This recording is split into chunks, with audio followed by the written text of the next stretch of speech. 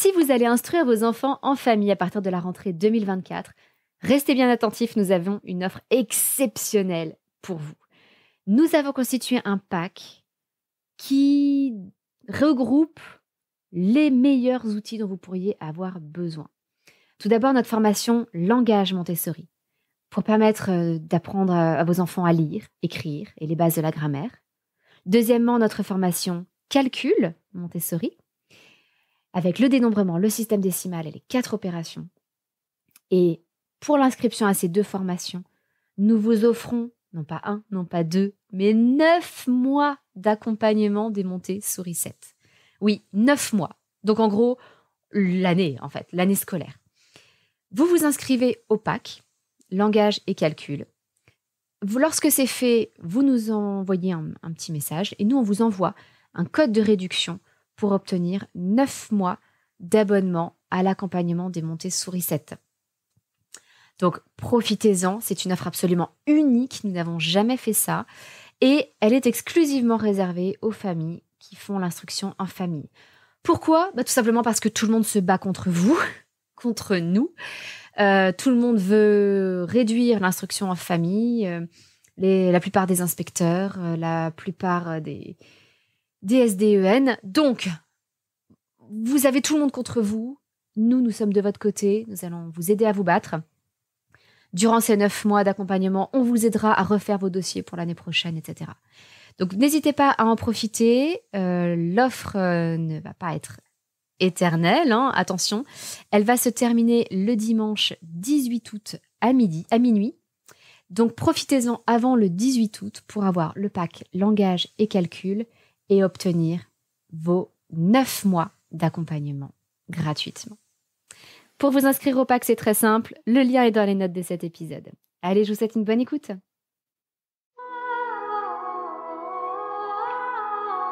Bienvenue sur le podcast des Montessori 7, Montessori à la maison. Je suis Anne-Laure Schneider, formatrice Montessori et maman de 5 enfants instruits en famille.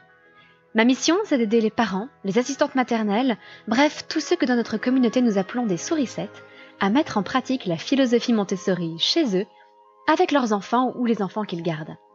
Dans ce podcast, nous parlerons donc de pédagogie Montessori, mais aussi de discipline positive, d'instruction en famille, ce que l'on appelle aussi l'école à la maison, de co-schooling et de bien d'autres choses encore. Ah, ça y est, le mois d'août touche à sa fin. Et heureusement ou malheureusement, c'est bientôt l'heure de la rentrée. Alors chez nous, ça n'est pas un moment qu'on craint particulièrement. Je dirais qu'au contraire, c'est plutôt l'exaltation de la nouveauté, de démarrer une année nouvelle, un petit peu comme au Nouvel An, vous savez, où on prend des bonnes résolutions. Alors l'intérêt, évidemment, c'est de les garder toute l'année, mais c'est le moment où, chez nous en tout cas, on se fait un petit peu plus plaisir. Et peut-être que vous vous posez la question, si vous-même, vos enfants sont scolarisés ou trop jeunes encore pour aller à l'école, peut-être que vous vous demandez comment une famille en IEF, donc en instruction en famille, fait-elle sa rentrée. Alors sachez qu'il existe plusieurs possibilités. Déjà, il y a des familles qui n'arrêtent pas l'été, qui poursuivent. Ça nous est arrivé, parce que je trouve que 2 mois de vacances l'été, c'est beaucoup trop pour que les enfants gardent en tête ce qu'ils avaient appris. Tous les enseignants s'en plaignent à la rentrée. Les enfants ont tout oublié. Ils ont tout oublié, évidemment, parce qu'il n'y a pas vraiment eu de révision. Les cahiers de devoirs de vacances, c'est bien gentil, mais bon, ce sont surtout des jeux. Il n'y a pas grand-chose au niveau des contenus. Donc, pour éviter tout ça, il y a plusieurs solutions. Nous, ce qu'on fait souvent, c'est que on poursuit les apprentissages, mais d'une façon plus ludique et je dirais plus incarnée, plus intégrée à notre vie quotidienne. Mais on va laisser les enfants faire des maths dans les situations de la vie de tous les jours. Si on va au musée, calculer le tarif total qu'on devra payer, sachant qu'il y a tant de tarifs réduits, plus de 10 ans, moins de 10 ans, tarifs enseignants, etc. Enfin bref. Et puis, dans nos activités de la vie quotidienne, nous allons par exemple écouter des podcasts. Je vous en parlais en début d'été. Il y a beaucoup de podcasts éducatifs pour les enfants. Mais nous-mêmes adultes, nous écoutons aussi des podcasts et les enfants absorbent tout ça. Nous allons visiter des musées, nous avons plein de choses pour... Bref, que l'été ne soit pas une période de creux où les enfants n'apprennent plus rien et surtout ne revoient plus rien. Parce que Ça, c'est le processus de mémorisation. C'est important de revisiter régulièrement ce que l'on a appris. C'est comme ça qu'on l'intègre dans sa mémoire à long terme. Donc, certaines familles n'arrêtent pas de travailler pendant l'été. Certaines familles font une vraie pause, mais reprennent un peu avant la rentrée scolaire. Il y a donc plein de possibilités. Moi, je vais plutôt vous partager ce qu'on va faire cette année, parce que ça a changé suivant les années. Par exemple, lorsque il y a des moments où j'étais enceinte pendant une partie de l'année, parfois bien malade, ce qui a un peu perturbé notre IEF. Parfois, on a eu des naissances. Par exemple, notre 4e fille, Aliénor, est née fin août. Bon, autant vous dire que la rentrée a été décalée. Elle est née le 28 août. Il n'était pas question de démarrer le 1er septembre notre année d'IEF. Donc, nous nous sommes adaptés à chaque fois au rythme familial. Et je trouve que c'est une belle façon aussi de donner la priorité à la vie de famille, de montrer ce qui est le plus important. Ce ne sont pas des rythmes imposés par simplement le système scolaire, mais le rythme organique, le rythme de la vie. Donc, en revanche, cette année, nous allons faire notre rentrée au moment de la rentrée, tout simplement. Alors, comment est-ce qu'on va se préparer ? Déjà, avant les vacances, au tout début des vacances, on a fait un grand rangement de la salle de classe, un grand nettoyage de fond. C'est important de le faire régulièrement parce que même si en Montessori, on range à chaque fois, etc., il y a du bazar qui s'installe, il y a du matériel qui disparaît, comme le fameux petit cube de la tour rose. J'en étais déjà à mon cube de rechange et j'ai bien peur de devoir en racheter un. Il y a des objets comme ça qui disparaissent, les toutes petites choses dans une salle de classe Montessori qui ont tendance à disparaître, puis qu'on retrouve parfois 2 ans plus tard. Et alors, sachez si ça vous arrive, si vous avez des petites pièces comme ça à retrouver, à racheter pour votre matériel, vous n'êtes pas obligé de racheter toute la tour rose ou tout votre escalier marron. Vous pouvez trouver, par exemple, chez 1, 2, 3 Montessori, ces petites pièces que vous n'avez juste qu'à repeindre à la couleur de votre tour rose. Et vous pouvez comme ça rattraper un petit peu le coup. C'était bien pensé. En fait, à chaque fois, elle a le plus petit cube, la plus petite barre de l'escalier marron, des choses comme ça, qui malheureusement se perdent facilement. Donc, nous avons déjà fait cette étape de grand rangement, grand ménage, petit point sur le matériel. Est-ce qu'il y a des choses qu'on change de place ? Voilà, tout ça, nous l'avons fait en amont, au début des vacances. Donc là, nous allons simplement faire un petit ménage, parce que forcément, il y a quand même de la poussière qui s'accumule, il faut repasser l'aspirateur, mais ça n'a rien à voir de faire un petit ménage d'entretien qu'un grand ménage, j'allais dire de printemps, en fait, c'était plutôt un grand ménage d'été pour nous. Donc, c'est peut-être la première étape, remettre en état l'espace dans lequel vous allez travailler, faire le tour du matériel, réparer ce qui a été cassé, s'il y a quelque chose qui a été cassé, redonner une petite touche de peinture s'il y a besoin d'un petit éclat de peinture, réimprimer, replastifier des petits éléments si vous vous apercevez qu'il manque des choses dans le matériel. Et alors ça, c'est du coup petite astuce que je vous invite à adopter cette année au moment de la rentrée. Si vous êtes en IEF, c'est de noter au fur et à mesure sur une feuille le matériel manquant ou cassé. Parce que voilà, vous allez y être confronté au moment où votre enfant va vouloir l'utiliser, puis vous risquez d'oublier après. Et on n'a pas toujours envie de régler ça au fur et à mesure. On peut profiter justement des vacances scolaires pour se faire un petit point bricolage et réparer ou récupérer les ressources manquantes, le matériel qui manque. Donc je dirais que ça, c'est la première grande étape, repréparer l'espace, l'environnement de travail. Ensuite, il y a le côté sympa, mais qu'en général, alors maintenant que nous avons à faire une demande d'autorisation pour l'IEF, c'est quelque chose qui se retrouve déplacé. C'est le côté peut-être le plus fun pour l'adulte, c'est le choix des ressources pédagogiques. Et ça, aujourd'hui, on a plutôt tendance à le faire, je dirais, entre mars et mai, entre le 1er mars et le 31 mai de l'année qui précède, lorsqu'on fait nos dossiers pédagogiques pour demander l'autorisation d'instruire nos enfants en famille pour l'année suivante. Donc, c'est la réflexion sur qu'est-ce que je vais changer, Est-ce qu'il y a des choses particulières que j'ai modifiées, des manuels qu'on va utiliser, qu'on ne va plus utiliser, etc. Mais souvent, on attend quand même d'avoir reçu l'autorisation officielle avant d'investir. Donc chez nous, alors là, c'est de moins en moins le cas. Pendant des années, c'était un moment où je passais une commande de matériel Montessori pour compléter un petit peu notre salle de classe. Notre salle de classe, il faut bien vous dire que c'est quelque chose qui s'est développé depuis 11 ans, 11 ans déjà. Donc tout ce matériel que je vous présente dans les formations, je ne l'ai pas acquis d'un coup, évidemment. Et je n'en aurais sans doute pas autant si on n'avait pas eu autant d'enfants. C'est vrai qu'en ayant eu 5 enfants, forcément, on a envie de plus de matériel. Je dirais que ça se justifie plus quand on se dit qu'un matériel risque de n'être utilisé que par une personne. C'est un peu frustrant. Puis il faut vous dire aussi que j'ai fait des ateliers Montessori avec d'autres enfants à la maison. Donc voilà, ça peut être l'occasion de réinvestir un peu dans du matériel Montessori, de fabriquer un peu de matériel Montessori. C'est pour ça que dans mes formations, je mets toujours plein de tutoriels pour les fabriquer. Les vacances d'été, ça peut être l'occasion de se poser. La peinture sèche plus vite, c'est assez pratique. On peut se mettre à l'extérieur aussi si on veut faire des choses pour travailler le bois, donc ça fait moins de poussière à l'intérieur. C'est un bon moment pour bricoler.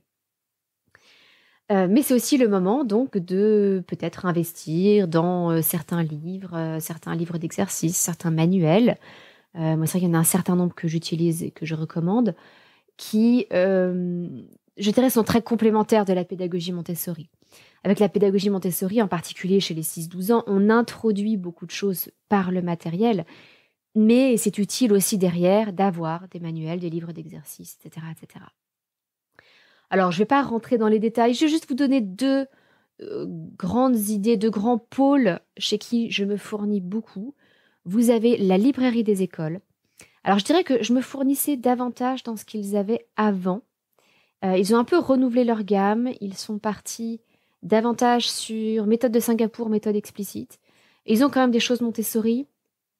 Mais bon, en quelques mots, j'ai beaucoup acheté chez eux leurs livres d'histoire. Histoire des grands hommes, histoire des femmes célèbres, histoire de l'Antiquité, histoire du monde, histoire de France, histoire des grands compositeurs, histoire de l'art. Je crois que j'ai fait le tour de tout ce qu'on a comme livre comme ça, autour de l'histoire. Et puis, ils avaient des livres relativement petits avec des biographies de grands personnages comme Louis Pasteur, Maria Montessori, Mozart, Galilée, enfin voilà. Donc, j'ai beaucoup profité de tous ces livres-là. Ils ont considérablement réduit cette collection. Il me semble qu'il n'en a plus que 2 ou 3. L'histoire des grands hommes, je crois, l'histoire de France, deux ou trois comme cela. Je me suis aussi beaucoup fournie chez eux comme ça, alors, depuis longtemps, parce que j'ai trouvé leurs livres à plusieurs reprises dans des magasins de livres neufs à prix réduit. Donc, en général, des livres qui ont un défaut. J'avoue que je n'ai jamais trouvé le défaut. Ou j'imagine qu'ils peuvent le faire, parce que c'est vrai qu'il y a le prix unique du livre, donc normalement on ne peut pas réduire le prix d'un livre au-delà d'une remise de 5%.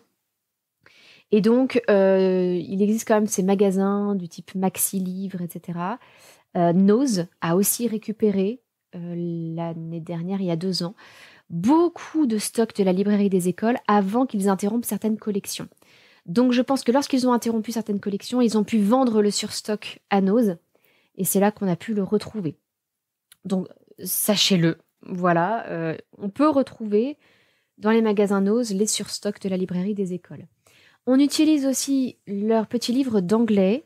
Nous utilisons les petits devoirs en anglais et puis leur méthode explicite d'anglais CM1, CM2 pour faire des exercices autour de l'anglais. Et puis les petits devoirs sont bien faits parce que c'est une petite initiation, c'est sympathique, c'est léger. On utilise aussi, je dirais ponctuellement, alors on utilise leur livret de vocabulaire. En fait, on utilise beaucoup les petits devoirs. Ça peut être en vocabulaire, ça peut être pour avoir des petits problèmes, des calculs, des choses comme ça. On les utilise vraiment comme des livrets d'exercices.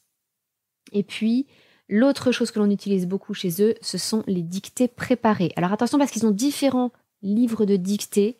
Je me suis déjà fait avoir en commandant un qui n'était pas le bon. Donc nous, ce qu'on utilise, ce sont vraiment les dictées préparées, qui sont très bien pensées, je trouve, où on prépare une dictée avec l'enfant, ce qui est tout à fait dans l'esprit Montessori, puis ensuite il y a des petites dictées d'application.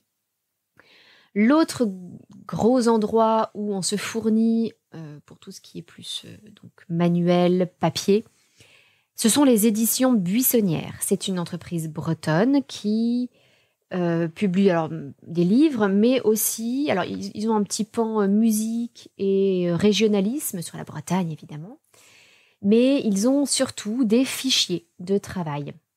Alors ça n'est pas donné parce qu'évidemment c'est prévu pour être utilisé par une classe entière, avec donc le droit de les photocopier, etc.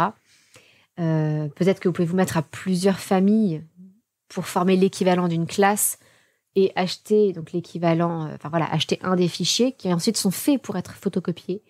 Ils ont d'excellents fichiers en géométrie. On aime beaucoup les chasses au trésor de géométrie, le travail sur la construction de figures, le dessin géométrique aussi. On apprend à faire des choses. Bon, vous voyez la rosace. On a tous fait des rosaces, je pense, quand on était petit. Eh bien, c'est ça puissance 10 000. C'est ça avec beaucoup plus de choses amusantes à faire avec. Ils ont aussi des fichiers intéressants au niveau du vocabulaire. Ils ont des mots cachés qui sont bien faits parce que ce sont des mots cachés sur un thème. Donc, vous allez avoir, par exemple, plein de fleurs différentes. Et puis ensuite, il faut classer les fleurs que vous avez retrouvées dans la grille suivant. Alors, je vais dire n'importe quoi, hein, mais suivant que ce sont je sais pas, des fleurs d'Europe ou d'ailleurs, enfin, ou des animaux qui sont des mammifères ou des oiseaux, etc. Donc, ce sont des bons exercices de vocabulaire. On en a un certain nombre. On a aussi leur fichier de lecture pratique et de calcul pratique. En lecture pratique, par exemple, ils vont faire lire aux enfants aussi bien vous savez, la partie sur un aliment où il y a les ingrédients, le mode d'emploi. Ça peut être une notice d'utilisation, ça peut être la notice d'un médicament, ça peut être une affiche de cinéma, ça peut être un programme télé. Ils font lire des choses qui sont donc pratiques. Ça peut être un sachet de graines. Et en fait, les choses qui nous paraissent évidentes à nous, adultes, elles ne le sont pas pour les enfants. Donc, c'est l'occasion de comprendre pourquoi sur un sachet de graines, il y a les lettres J, F, M, A, M, J, J, A, S, O, N, D, qui représentent les mois de l'année, en fait. Et qui nous disent quand est-ce qu'on peut semer, quand est-ce qu'on peut éventuellement récolter. Enfin, je me suis rendu compte avec notre fille de 6 ans que ça n'était pas du tout évident. Donc, cette lecture pratique, c'est en fait développer le bon sens de l'enfant, développer son intuition à travers des choses vraiment très pratiques. Même chose pour les calculs pratiques, ce sont des problèmes de la vie de tous les jours. Donc, il y a plein de choses très intéressantes et des activités d'orientation. Enfin, vraiment, je vous encourage à aller fouiller leur répertoire aux éditions Buissonnières. Vous allez sûrement y trouver des choses très intéressantes. Moi, j'ai démarré avec les chasses au trésor, le chasseur intergalactique et les chasses au trésor, je ne sais plus comment ça s'appelle, des chasses au trésor de pirates, qui font faire de la géométrie, de la géographie et de l'astronomie en même temps. J'aime beaucoup ce mélange des genres. Je trouve là encore que c'est très compatible avec l'esprit Montessori. Voilà donc la deuxième étape, évidemment, le choix des ressources pédagogiques. On complète. C'est là où on se fait un petit peu plaisir, nous aussi en tant qu'adultes, parce que parfois on sature de certaines choses, on a envie de changer. Et c'est important que nous aussi, nous ayons cet enthousiasme vis-à-vis de ce que l'on va proposer aux enfants. Et puis, je dirais dernière étape, ça va être de faire les courses de rentrée. Suivant les années, on le fait en fin d'année scolaire ou on le fait en début d'année scolaire. C'est l'occasion, là aussi, de se faire un peu plaisir, d'acheter de la papeterie. Souvent, nous n'avons pas énormément de choses, on n'a pas besoin d'un cartable chez nous. Mais souvent, c'est le choix de l'agenda qui est un petit peu le plaisir des enfants. J'ai une fille, la deuxième commence aussi un petit peu. La plus grande de nos filles qui a 12 ans aime énormément les stylos Legami, Legami. C'est des stylos tout mignons, avec des petits animaux dessus. Ils font plein de couleurs différentes. Ils font des petites trousses avec une tête d'animal. Ça peut être une trousse avec une tête de cochon, avec une petite tête de chien. Enfin, c'est mignon. Voilà, il y a des gommes en forme de champignons ou des taille-crayons en forme de champignons. Enfin, la gomme en forme d'avocat. Enfin, plein de choses mignonnes. Alors, elle se les achète maintenant avec son argent de poche. On lui en avait un petit peu offert pour son anniversaire. Mais voilà, ça peut être l'occasion de revisiter aussi un petit peu ça. Qu'est-ce qu'on va offrir comme fourniture? Je sais que les fournitures représentent un budget assez important. Il faut savoir qu'en instruction en famille, on ne touche pas l'allocation de rentrée scolaire. Et oui, on n'y a pas le droit parce que nos enfants ne sont pas scolarisés. Donc bon, c'est une profonde injustice parce que nous aussi, on a besoin de fournitures, mais bon, c'est comme ça. Un petit truc pour faire des économies, je dirais, sans frustrer les enfants, c'est de leur dire, on va prendre, alors chez nous, ça a souvent été ce qu'on appelle la marque repère chez Leclerc, la marque distributeur en fait, qui représente un bon rapport qualité-prix. Et tu vas pouvoir choisir un truc. Ça peut être peut-être le cahier du jour qui peut être un petit peu plus sympa avec un héros, ou ça peut être l'agenda, ça peut être une trousse. Enfin, voilà, un truc sur lequel tu vas pouvoir vraiment te faire plaisir et je t'achèterai ce que tu voudras. Puis pour le reste, c'est moi qui décide et on va faire au plus juste. Alors je dirais qu'il y a des choses sur lesquelles il est important de ne pas transiger. C'est la qualité des stylos quand on écrit. Donc, il est important pour un enfant qui commence à écrire de faire très attention aux stylos, par exemple stylo plume qu'on va lui offrir. Là, je vous recommande les stylos Lamy, Lamy, qui sont quand même d'excellente qualité, en particulier pour les gauchers. Ils font des stylos spécialement pour les gauchers, que je vous recommande. Ou en tout cas, un bon stylo plume. Je vous recommande aussi des bons crayons à papier. Les crayons à papier verts classiques, vert et noir, sont à mon sens parmi les meilleurs. Évitez aussi pour les crayons de couleur, les crayons de couleur Évolution, qui sont une horreur. On n'arrive pas à colorier avec. Donc là aussi, ça vaut peut-être le coup d'investir un tout petit peu plus. Je trouve que les crayons de couleur, Staedtler, Staedtler, sont un très bon équilibre. C'est pas comme Faber-Castell, des crayons très chers, mais ce sont des stylos, décidément pas des stylos, des crayons d'excellente qualité. Il n'y a pas besoin de forcer dessus pour qu'il y ait du pigment sur le dessin. Donc voilà, troisième étape, les fournitures, ça fait toujours plaisir. Et puis, bien évidemment, pour vous aider dans tout ça, je vous rappelle donc les 3 étapes, grand ménage. On peut d'ailleurs avoir envie de mettre quelque chose de sympa pour démarrer l'année, peut-être mettre un petit bouquet de fleurs dans notre ambiance, montrer aux enfants que c'est une joie de reprendre l'école. En général, à la maison, ça n'est pas une corvée, c'est plutôt enthousiasmant, donc il faut en profiter. Donc un grand ménage, préparer évidemment de nouvelles ressources pédagogiques ou changer l'année de certaines choses, renouveler certaines choses en matériel, en manuel. Et puis donc, faire les courses de rentrée autour des fournitures scolaires. Et pour vous aider dans tout ça et pour vous accompagner tout au long de l'année, eh bien, je vous recommande 2 formations que l'on vous propose. Vous avez la formation Aménager sa maison Montessori. C'est peut-être le moment idéal pour modifier quelques petites choses chez vous pour démarrer l'année sur de bonnes bases. Je sais que plusieurs parents m'ont dit je n'ai mis en place pour l'instant que 2 petites choses et ça y est, ça a déjà changé notre matin. On part à l'école beaucoup plus rapidement, tout est beaucoup plus simple. En fait, dans Aménager sa maison Montessori, on aborde chaque pièce de la maison une par une et on voit comment mettre les choses à portée de l'enfant pour qu'il puisse être autonome, pour qu'il sache que telle chaussure, c'est la chaussure gauche et l'autre, c'est la chaussure droite, qu'il ne se trompe pas de pied, pour qu'il puisse servir son petit déjeuner tout seul le matin, enfin, pour retrouver ses vêtements et qu'ils restent rangés, pour ne pas avoir à ranger la chambre tous les jours parce qu'il y a plein de jouets par terre, pour apprendre à se laver les mains tout seul, etc. Plein d'astuces très, très simples à mettre en place chez vous. C'est une petite pépite, cette formation. Elle est très peu chère par rapport à tout ce que vous allez y trouver. Donc, ça peut être l'occasion de réorganiser votre maison grâce à cette formation. Et puis, l'autre chose que je vous recommande pour démarrer l'année, si vous êtes en IEF en particulier, mais pas seulement, c'est de rejoindre l'accompagnement des Montessori 7. Parce que l'année va être longue. Là, vous êtes plein d'enthousiasme. Peut-être que l'enthousiasme va retomber, que les choses vont être difficiles. Donc, n'hésitez pas à rejoindre notre accompagnement. Vous serez soutenu par une communauté en or, avec des gens bienveillants, accueillants, plein d'idées. On aura 2 séances de questions-réponses chaque mois. Et chaque mois, on aborde un nouveau thème lié à l'instruction, l'IEF, le co-schooling, ou à la parentalité. Et vous savez que vous ne serez pas seul. Et ça, parfois, en instruction en famille, on se retrouve très seul. Donc voilà, profitez-en, c'est un petit peu le moment ou jamais.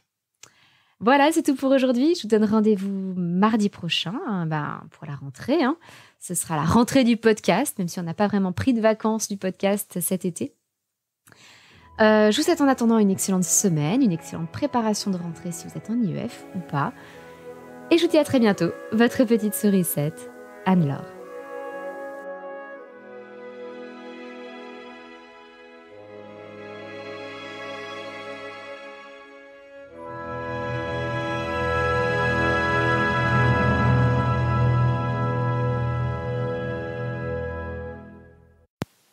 Psst, n'oubliez pas, si vous faites l'instruction en famille, allez rejoindre notre magnifique pack langage, calcul et 9 mois d'accompagnement offert.